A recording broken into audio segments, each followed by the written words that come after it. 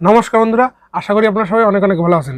আর আজকে আপনাদের সামনে নিয়ে আসছি আপনার রিয়েলমির তরফ থেকে রিয়েলমি 10 Pro Plus এই ফোনটার রিভিউ নিয়ে। তো রিয়েলমি 10 Pro Plus মানে 10-এর যে সিরিজটা, সেই সিরিজের 10 Pro Plus হচ্ছে সব থেকে বড় ভাই। তো আজকে 10 Pro Plus নিয়ে কথা হবে আপনাদের সামনে।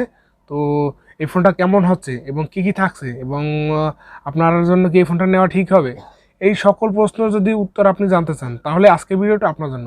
তো অবশ্যই ভিডিওটা স্কিপ না করে ভিডিওটা সুন্দর করে দেখতে থাকবেন।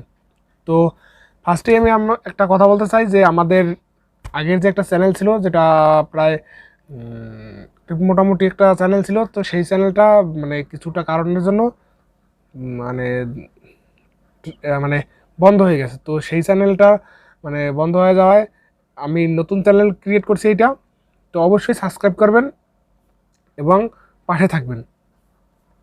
আপনার মানে এটাই আমার মানে আপনার সাহায্যটাই আমার দরকার, কারণ আপনারা যদি সবাই সহযোগিতা করেন তাহলে আমরা সেই রকম একটা পরিবার আবার আপনাদেরকে উপহার দিতে পারবো। তো অবশ্যই ভিডিওটা স্কিপ করবেন না এবং চ্যানেলে যদি নতুন হয়ে থাকেন তাহলে অবশ্যই সাবস্ক্রাইব করে দেবেন এবং ভিডিওতে লাইক করবেন, শেয়ার করবেন বন্ধুদের কাছে। তো চলুন দেখে নেওয়া যাক যে রিয়েলমি 10 Pro Plus এই ফোনটাতে কী থাকছে। এই ফোনটা আপনার এর বডি ফ্রেম রেট হিসেবে থাকছে আপনার 7.8 মিলিমিটার এর থিকনেস। এছাড়াও থাকছে আপনার 173 গ্রাম থেকে 175 গ্রামের ভিতরে ওয়েট থাকছে এবং এখানে থাকছে ডুয়েল সিম কার্ড স্লট। তো ওভারঅল কিন্তু এর মানে কোয়ালিটি কিন্তু মানে বডি ফ্রেম রেটে কিন্তু ভালো থাকছে।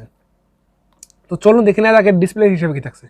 এর ডিসপ্লে থাকছে অ্যামোলেড টাচ স্ক্রিন, যেটা আপনার 16 M কালার্সের এবং যার সাইজ হচ্ছে 6.7 ইঞ্চির একটি মানে 108cm2 এবং 90.5% স্ক্রিন টু বডি রেশিও একটা ডিসপ্লে। তো এই ডিসপ্লেটা সাধারণত আপনারা দেখতে পাচ্ছেন এই স্ক্রিনে দেওয়া আছে যে কার্ভ ডিসপ্লে একটি ফোন। তো কার্ভ ডিসপ্লে হওয়ার কারণে 90.5%-এর স্ক্রিন টু বডি রেশিও, তো যথেষ্ট ভালো মানের একটি ডিসপ্লে।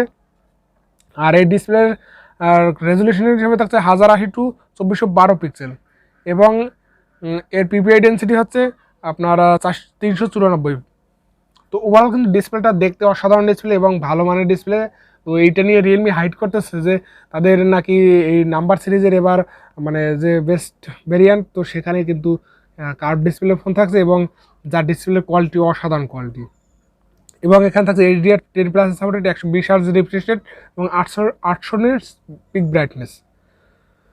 তো ওভারঅল যদি আপনারা বিবেচনা করেন যে রিয়েলমির নাম্বার সিরিজের ফোন সাধারণত এই আগের যে রিয়েলমি 10 Pro Plus এই ফোনটা 40,000 টাকা বাজেট সেগমেন্টে লঞ্চ হয়েছিল বাংলাদেশে। তো সেই বাজেটের আন্ডারে যদি আপনারা কার্ভ ডিসপ্লে ফোন পান অফিসিয়াল মার্কেটে, তো আপনার জন্য কিন্তু বেস্ট প্যাকেজ হতে পারে। তো অবশ্যই ভিডিওটা দেখতে থাকুন, আরও এরকমের চমৎকার কিছু বিষয় আছে। তো অবশ্যই দেখতে থাকুন ভিডিওটাতে একটা লাইক দিয়ে। তো আপনারা দেখতে পাচ্ছেন কত সুন্দর একটি ডিসপ্লে। তো চলুন দেখে নেওয়া যাক এর পারফরমেন্স কী থাকছে। এর পারফরমেন্সে থাকছে অ্যান্ড্রয়েড 13 এবং রিয়েলমি UI 4.0। এছাড়াও থাকছে মিডিয়াটেকের যে আপনার 1080 যে প্রসেসর, লেটেস্ট 6 nm আর্কিটেকচারে বিল্ড করা, সেই প্রসেসরটা দিয়ে এই ফোনটি আসবে এবং যার গ্রাফিক্স সেকশনে থাকছে মালি G68MC4। একটি ভালো মানের কিন্তু আপনাদের এখানে এটা প্রসেসরটা। তো ওভারঅল প্রসেসর কোয়ালিটি যেমন এবং ডিসপ্লে কোয়ালিটি তো আপনারা দেখতে পাচ্ছেন। ডিসপ্লে যদি আপনারা এক নজর দেখেন তাহলে অবশ্যই ডিসপ্লে প্রেমে পড়ে যাবেন। অমায়িক একটি ডিসপ্লে ফোন। তো এত সুন্দর ডিসপ্লে, আমার শুধু ডিসপ্লেটা নিয়ে প্রশংসা করতে ইচ্ছা করতেছে যে এখানে কার্ভ ডিসপ্লে ফোন, যেটা মানে মনে হয় না যে আসলে এখানে ব্যাক সাইডে কিছু আছে, ট্রান্সপারেন্ট ফোনের মতন দেখা যাচ্ছে এখানে। তো এর প্রসেসরটা ভালো প্রসেসর, মিডিয়াটেকের আপনার ডায়মন্ড সিটি 1080 6 nm প্রসেসর, ভালো প্রসেসর। এবং এখানে র্যাম হিসাবে থাকছে আপনার 8 GB এবং রোম হিসাবে থাকছে 12 GB। এছাড়াও থাকছে এখানে ইন্টারনাল স্টোরেজ হিসাবে থাকছে আপনার 128 GB এবং 256 GB এবং UFS 2.2। তো ওভারঅল র্যাম আর প্রসেসর মিলিয়ে যদি দেখা যায় যে এখানে ভার্চুয়াল র্যামের সাপোর্ট পাচ্ছেন। তো ওভারঅল যদি র্যামের এটা দেখা যায় তাহলে কিন্তু র্যাম আর প্রসেসরটা মিলিয়ে যদি আপনারা বিচার করেন যে আসলে এই ফোনটা কি গেম খেলার মতন, তো অবশ্যই এটা গেম খেলার মতন, কারণ 120 Hz অ্যামোলেড ডিসপ্লে রয়েছে এখানে এবং আপনার মিডিয়াটেকের ডায়মন্ড সিটি 1080 প্রসেসর আর যার সাথে 8 GB পর্যন্ত র্যামের সাপোর্ট থাকছে, 8 GB এবং 12 GB। তো আপনারা অনায়াসে এখানে গেমিং করতে পারবেন আর গেমিং এক্সপিরিয়েন্স খুবই ভালো পাবেন, কারণ এখানে পাবজি, ফ্রি ফায়ার, অ্যাসফল্ট 9, তারপর হচ্ছে COD আপনার বিজিএমআই যত ধরনের গেমগুলো আছে সবগুলো মিডিয়াম ফ্রেম রেটে হাই সেটিংসে খেলতে পারবেন।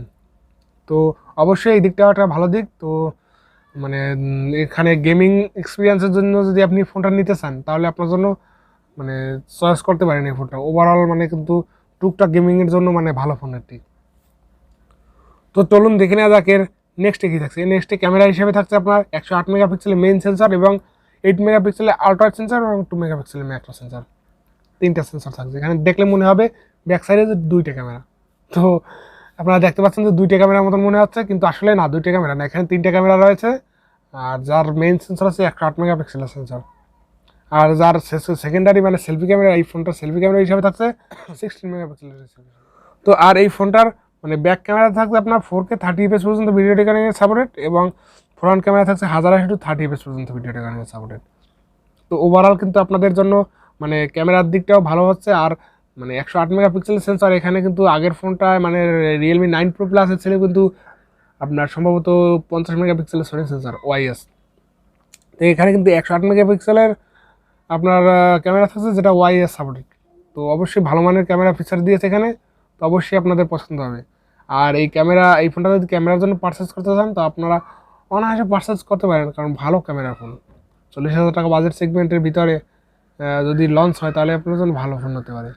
তো অবশ্যই প্রাইসটা এবং বাংলাদেশে কবে লঞ্চ হবে এটা আমি আপনাদের ভিডিও লাস্টে বলবো, ততক্ষণ পর্যন্ত ধৈর্য সহকারে ভিডিওটা দেখবেন। আর এতক্ষণ পর্যন্ত যদি ভিডিওটা দেখেই থাকেন তাহলে ভিডিওটাতে একটা লাইক করে দিন। তো চলুন দেখে নেওয়া যাক এর সাউন্ড হিসেবে কী থাকছে। এখানে থাকছে ডুয়েল স্টোরি স্পিকার এবং এখানে থাকছে আপনার 3mg জ্যাকের সাপোর্টেড এবং আপনার যে স্পিকারের কোয়ালিটি সেটা হচ্ছে 24 বিট ইন্টু 192 বিটস। তো ওভারঅল সাউন্ড কোয়ালিটি আপনারা ভালো পাচ্ছেন। চলুন দেখে নেওয়া যাক এর কানেক্টিভিটি হিসেবে কী থাকছে।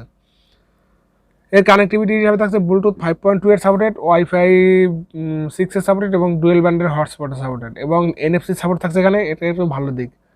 এনএফসিটা আপনারা মূলত কোন কাজে ব্যবহার করা হয়, কীভাবে ব্যবহার করা হয় এটা অবশ্যই আপনারা জানেন। আর যদি নাই জেনে থাকেন তাহলে আমি বলে দিচ্ছি যে এনএফসিটা হচ্ছে ডাটা শেয়ারিংয়ের মানে ফাইল শেয়ারিংয়ে একটি ফোনে মানে দুইটি ফোনে যদি এনএফসি সাপোর্ট থাকে তাহলে একটি ফোন থেকে আরেকটি ফোনে ডাটা ট্রান্সফারের ক্ষেত্রে খুব অল্প সময়ের মতন মানে লাগবে, যে কয়েক সেকেন্ডের ভিতরে ডাটাটা ট্রান্সফার করা যাবে। তো এটা একটা ভালো দিক এনএফসি থাকাটা। আর এখানে থাকছে ইউএসবি টাইপ সি পোর্ট যেটা ওটিজি সাপোর্টেড এবং ওটিজি গো ভার্সনে সাপোর্টেড। এবং এখানে থাকছে আপনার ফিচার্স মানে সেন্সর হিসেবে থাকছে under display optical fingerprint sensor যেটা একদম ফাস্ট এবং অ্যাকুরেট। আর এখানে থাকবে ফেস আনলক সাপোর্টেড। তো ওভারঅল কিন্তু যদি দেখেন যে মানে এই যে কোয়ালিটিটা কিন্তু বেস্ট কোয়ালিটি।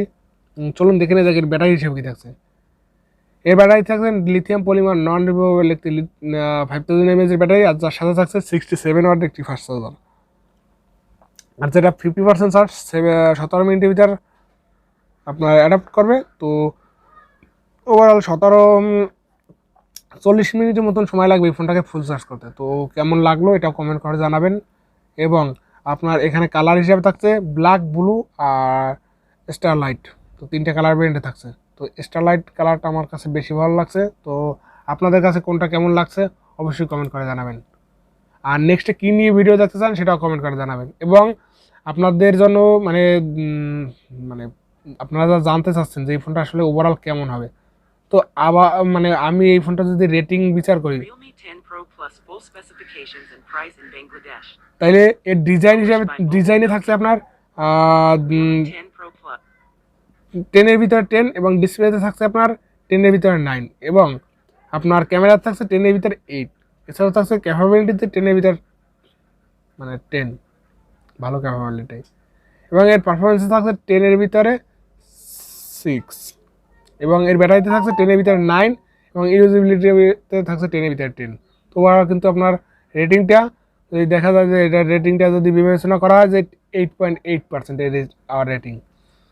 তো অবশ্যই কমেন্ট করে জানাবেন যে এই ফোনটা আপনার মানে কেমন পছন্দ হলো। আমি বলবো এই ফোনটা একবারে অনায়াসে পারচেস করতে পারেন যদি মানে 40,000 টাকা বাজেট সেগমেন্টের আন্ডারে লঞ্চ হয়।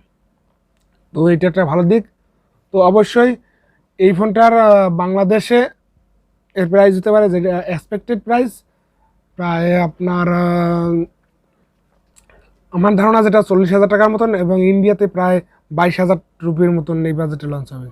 রিয়েলমি তো আমি আপনাদের সকলে একটাই প্রশ্ন যে এই ফোনটা কবে এবং কত দামে বাংলাদেশ মার্কেটে লঞ্চ হতে পারে। তো বাংলাদেশে আমার এক্সপেক্টেড যে প্রাইসটা সেটা হচ্ছে আপনার যেটা 40,000 টাকার নিচে, অন্তত 35-37,000 টাকা বাজেট সেগমেন্টে এই ফোনটি লঞ্চ হবে। তো যেটা রিয়েলমি ক্লেম করতেছে যে এটা মানে বিডি দোকান যেটা যেখানে প্রাইস লিস্ট হয় সেখানে বলা হচ্ছে যে 28,000 টাকার উপরে লঞ্চ হবে, মানে 28,000 টাকায় লঞ্চ হবে। এটা একটি ভুল ধারণা, কারণ এখানে রিয়েলমি যতই যেরকমই ক্লেম করুক না কেন এটা 40,000 টাকা আশেপাশে এই ফোনটা লঞ্চ করবে। তো আপনারা কত জানেন কমেন্ট করে জানাবেন। এবং ইন্ডিয়াতে এই ফোনটা 22,000 থেকে 25,000 রুপির মধ্যে লঞ্চ করতে পারে। তো যেটা রিয়েলমি ক্লেম করতে দিচ্ছে যে 20,000 টাকা বাজেটে লঞ্চ করবে। তো অবশ্যই কমেন্ট করে জানাবেন যে এই বিষয়গুলো কেমন লাগলো। আর এই ফোনটা যদি আপনার 35,000 থেকে 36,000 টাকা বাজেট সেগমেন্টে হয় তাহলে অবশ্যই আমি বলবো যে এই ফোনটা আপনারা অনায়াসে পারচেস করতে পারেন। তো ওভারঅল কেমন লাগলো আজকের ভিডিওটা অবশ্যই কমেন্ট করে জানাবেন। আর যদি আপনারা আমারকে সাপোর্ট করে পাশে থাকবেন। তো দেখা হচ্ছে নেক্সট ভিডিওতে। সবাই ভালো থাকবেন, সুস্থ থাকবেন। আর যারা সাবস্ক্রাইব করেন নাই অবশ্যই সাবস্ক্রাইব করে দেবেন।